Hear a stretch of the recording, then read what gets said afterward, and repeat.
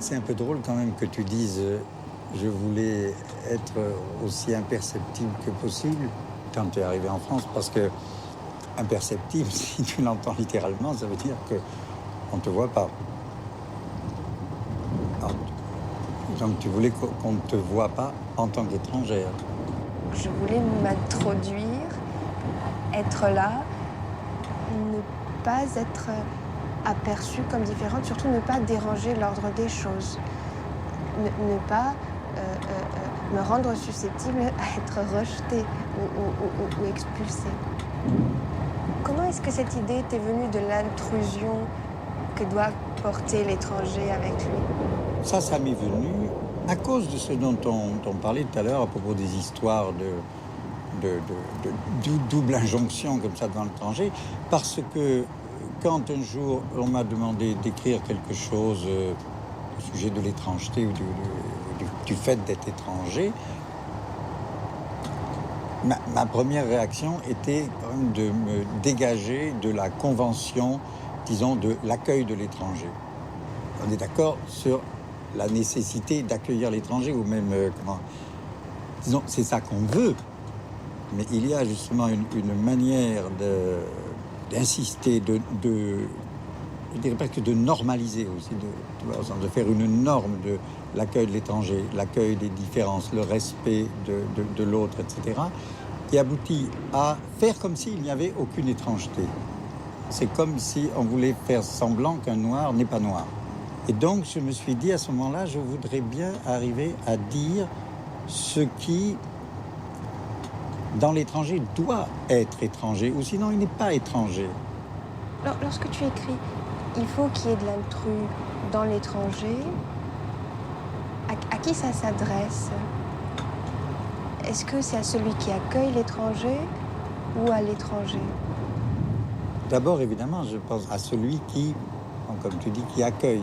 C'est-à-dire même, c'est une façon de se demander, c'est quoi accueillir? Si on veut que l'accueil aboutisse à une assimilation, ben voilà, c'est un des mots qu'on a employé dans le rapport avec les étrangers, les immigrés. Et il y avait aussi, souvent, on disait que le concept américain, c'était melting pot.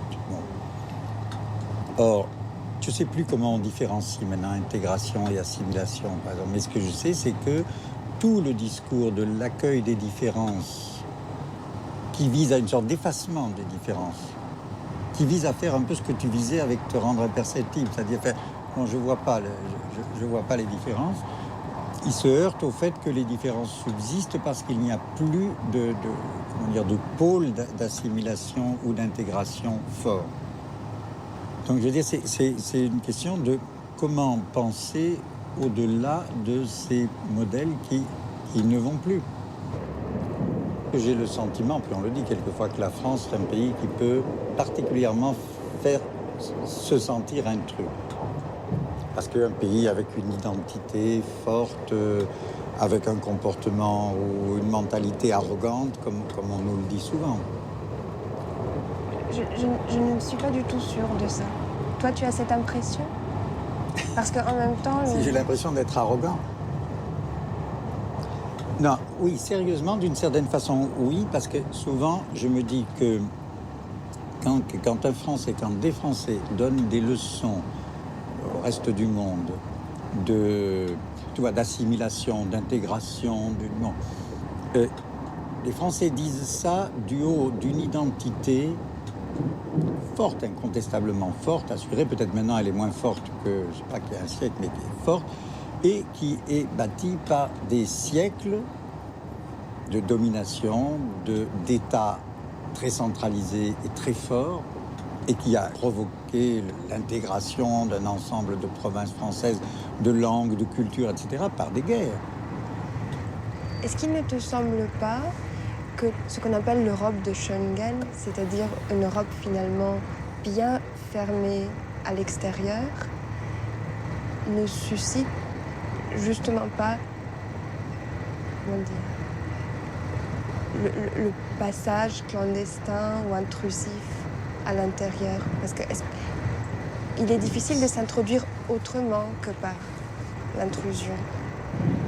Bien sûr, je crois même que l'intrusion, elle est produite justement par une homogénéisation et par une immunisation forte. Et que c'est non seulement quelque chose lié à l'Europe de Schengen, mais quelque chose qui est lié à toute une civilisation qui est quand même une civilisation de l'homogénéisation et qui a tendu à homogénéiser le monde. Tu vois bien, la mondialisation, on en parle toujours de deux manières, ou bien en termes d'homogénéisation triste, ou bien en termes de joyeuse hétérogénéité. Et l'une contredit l'autre. Bon, et l'intrusion, c'est vraiment... regarde, les gens de Sangatte, c'est des gens qui sont exclus et de l'Europe de Schengen, parce que certains sont des Européens de hors Schengen, et d'autres viennent de très loin dans le monde. Et c'est des gens qui demandent à rentrer dans l'espace homogène et qui espèrent en même temps pouvoir y garder ce qu'on appelle une identité, mais une identité qui devrait pouvoir ne pas se poser comme intruse, donc hétérogène dans l'homogène quand même. C'est-à-dire qu'il arrive quelque chose à l'homogénéité lorsque l'intrus s'introduit. Qu'est-ce qui se passe Quand il y a une intrusion, il y a du désordre, il y a de la secousse et il y a de la menace. Un intrus est toujours menaçant, non? Je sais pas, le mot intrus, ça renvoie tout de suite à une forme de menace. Et tu sais, j'ai remarqué que le mot intrusion est souvent employé par des psychanalystes pour dire des phénomènes qui surgissent dans la conscience, dans l'esprit de quelqu'un de façon violente, menaçante, même hallucinatoire, et il appelle ça des intrusions. C'est de l'intrusion de l'autre en soi. Mais en même temps, ce qui se manifeste là de manière pathologique, c'est aussi la même chose qui peut être une étrangeté à moi-même, en moi, justement quelque chose que je ne pourrais même pas dire un autre, mais le fait qu'il y ait de l'autre. Et ça n'est pas du tout pathologique, c'est ce qu'on ne peut pas identifier. Donc, que si penser c'est toujours identifier, alors ça on ne peut pas le penser.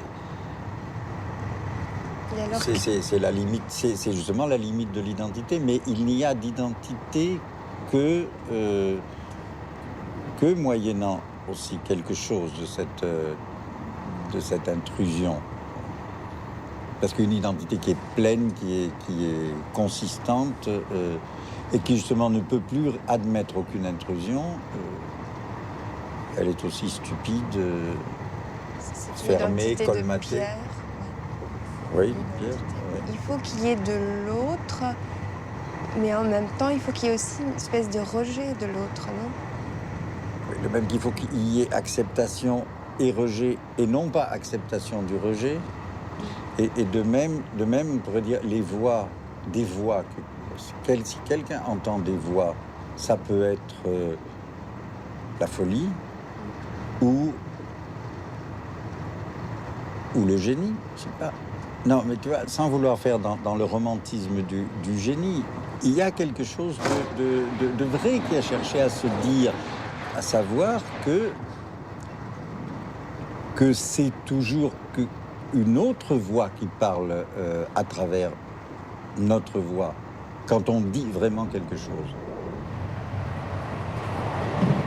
Quand tu dis « il faut qu'il y ait de l'intrus dans l'étranger », quand je l'entends comme un appel. Quelque chose qui dit « viens », mais viens quand je ne... Viens étranger, mais viens quand je ne m'attends pas. Et surprends-moi. C'est vrai, Sophie, mais c'est un appel impossible, parce que si je te dis « surprends-moi », tu peux me surprendre en répondant pas à cette demande-là. C'est-à-dire que pour qu'il y ait de la surprise, il ne faut pas que j'attende d'être surprise. Voilà, mais alors au moment où on n'attend pas, alors on n'accepte pas non plus. Donc on est irrité, dérangé. Oui, donc voilà.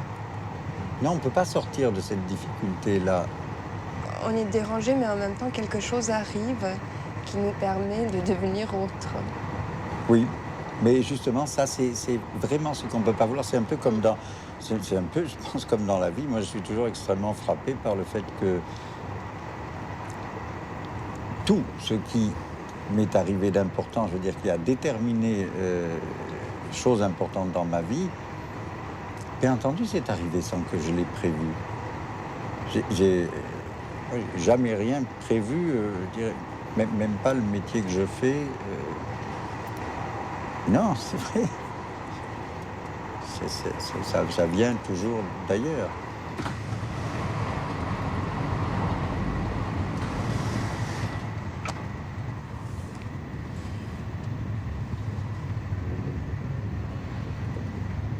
Vous savez dans combien de temps on arrive? Pardon?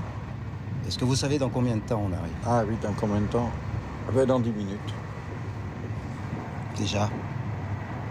C'était rapide et agréable. Ouais, un peu long quand même, hein.